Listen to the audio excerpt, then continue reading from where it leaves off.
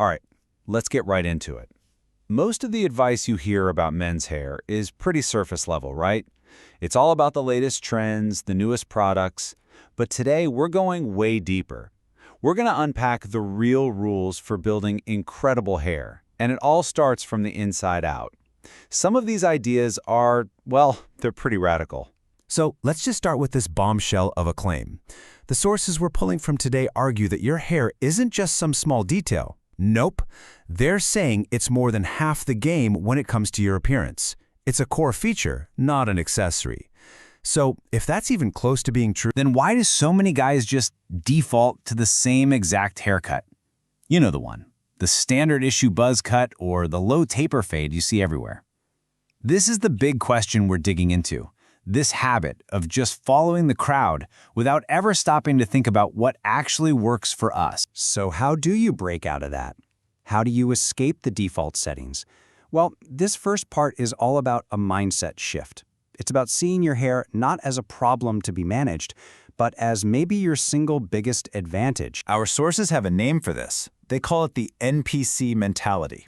You know, you walk into the barber, you don't really know what to ask for, so you just say, give me a fade, because that's what everyone else does. It's copying without any real thought. The other path, what the sources call the primal advantage, is finding a style that's 100% you, one that actually amplifies your best features and makes you stand out, not blend in. And here's why it's so important. Your hair is doing some serious heavy lifting. It's not just sitting up there. It literally frames your entire face. It can change how people perceive your jawline, your facial symmetry, and on a deeper, more subconscious level, great hair signals health, it signals vitality, it can give you a bit of character, some mystique, and honestly, it's one of the simplest ways to set yourself apart from the pack. Okay, and this brings us to the absolute core philosophy of this whole explainer. For a minute, just forget about all the expensive gels and pomades. According to our sources, truly great hair isn't something you can buy. It's something you have to build from within. And the starting point is just basic biology. I mean, look at this. Your hair is literally made of about 95% protein. And because of that, the argument is that your diet is the absolute, non-negotiable foundation. If you don't get this part right, nothing you put on your hair is going to make a real difference. So what are these raw materials? Well, it all starts with a diet packed with protein and healthy animal fats. The sources point to eggs and liver as absolute powerhouses here. Then you need plenty of key minerals. We're talking zinc, iron, selenium, copper, but it goes even deeper. Your gut health is crucial for actually absorbing all that good stuff. And even just staying hydrated makes a huge difference for your hair's volume. It's a whole system. And get this, it's not just about what you eat. Check out this crazy statistic from one of our sources. 86% of men with common male pattern baldness are also deficient in vitamin D. That suggests a really powerful link between our modern, indoor lives and the health of our hair. The takeaway is that simple stuff, like just getting outside in the sun, could be a total game changer. Okay, so this brings us to what is, by far, the most controversial part of this whole explainer shampoo. Now, my job here isn't to tell you what to do. It's just to lay out the two very different philosophies that our sources present. So first, you have to understand the problem they're describing. The argument goes like this. Most shampoos you buy at the store are full of harsh detergents that completely strip your scalp of its natural protective oils. Your scalp, in response, kind of panics and starts overproducing oil to make up for it. That makes your hair greasy and limp, so what do? You wash it again. You get trapped in this vicious cycle that shampoo itself created. Now, this problem has led to two totally different camps. First, you have the reformers. These guys think the answer isn't to ditch shampoo, but to switch to much better, higher quality, sulfate-free products and just use them less often. Then you have the radicals. They argue that any industrial chemical is the problem, and the only real solution is to stop using them completely. This table really breaks it down.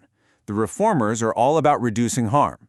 So maybe you wash your hair just 1 to 3 times a week with a really gentle, sulfate-free shampoo. The radicals, on the other hand, go all in on what's called no poo, no shampoo at all. Instead, they use natural alternatives, stuff like raw eggs, honey, or even just water. The goal for both is similar, get your hair clean without stripping it, but they take two very, very different roads to get there. All right, so once you've dialed in the health side of things and you've figured out your cleaning philosophy, how do you actually pick a style? This part is all about being systematic. It's about choosing your hair by design, not just by default. And our sources give some pretty simple, actionable advice here. Like, if you're a fan of fades, you can actually match the type of fade to your face shape to create more balance. Got a rounder or more square face? A high fade can add some length and angles. But if you have a longer, oblong face, a low fade is better so you don't over-exaggerate that length. Simple stuff. Now, here's a concept that most guys have never even heard of, but it is a total game changer: hair porosity.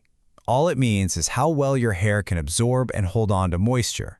And trust me, understanding this one little thing is the key to finally stop wasting money on styling products that don't work for you. And here's how you use it. If your hair has high porosity, meaning it soaks up moisture fast but loses it just as quickly, you need richer, heavier products like clays or oils to help seal that moisture in. But if you have low porosity hair where moisture has a hard time getting in the first place, you need lightweight products like a mousse or a pomade that won't just sit on top and weigh your hair down.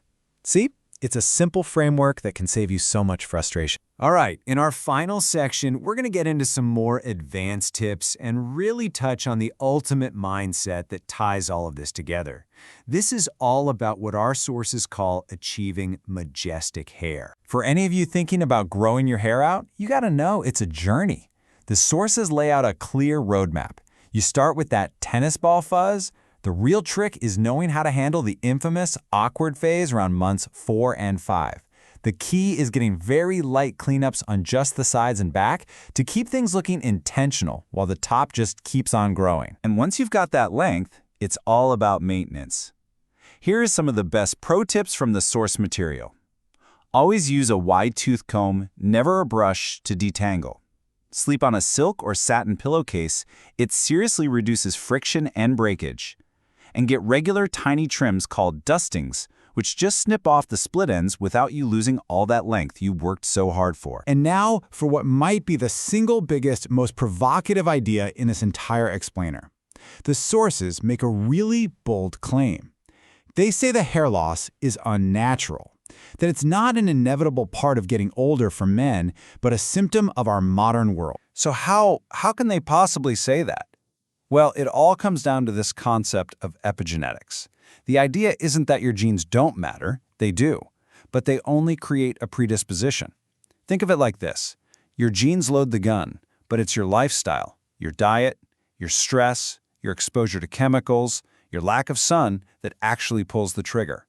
So the blame shifts from your DNA to your daily habits. And that leaves us right here with this one last question to chew on.